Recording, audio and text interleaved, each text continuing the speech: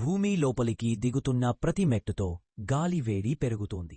గులాబీ గింజలు ఇప్పుడు ఒకదానికొకటి కలిసి చిన్న సూర్యుడిలా కాంతి ఇస్తున్నాయి. చీమ నిట్టూర్చింది. నువ్వు గమనించావా? మనం ఎంత లోపలికెళ్తున్నా కాంతి చీకటి కంటే బలంగా ఉంది. కొన్ని నిమిషాల తరువాత వారు ఒక పెద్ద గుహలోకి చేరుకున్నారు. గుహ మధ్యలో బంగారు నదిలా కాంతి ప్రవహిస్తోంది. దాని రెండు వైపులా క్రిస్టల్ భవనాలు ఎత్తుగా నిలబడి ఉన్నాయి. అవి ఎవరూ నివసించని నగరంలా కనిపించాయి. కాని గాలి లోపల జీవమున్నట్టు అనిపిస్తుంది. గులాబీ గింజలు వారిని నది మధ్యలో ఉన్న పెద్ద రాతి వేదిక వైపు దారి చూపించాయి.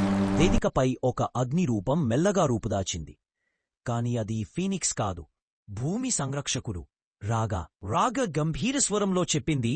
జుహితా, నువ్వు తెచ్చిన గింజలు ఈ నగర గుండెకు ఆహారం. భూమి గుండె మంటలు క్షీణించాయి. నువ్వు వాటిని మళ్లీ వెలిగించకపోతే ఉపరితలంపై జీవం బలహీనమవుతుంది. జుహితా అడిగింది. నేను ఏమీ చెయ్యాలి అని? రాగ తన రాతి చేతులను విప్పి, నదీ ప్రవాహం చివరలో ఉన్న లావతోటలో ఈ గింజలను నాటాలి. అది సులభం కాదు, ఎందుకంటే అక్కడ అంధకార సర్పాలు కాపల కాస్తున్నాయి అని. చీమ ఇలా అంది. నువ్వు చెప్పినంత సరదాగా లేదే ఇక్కడ అని అంది.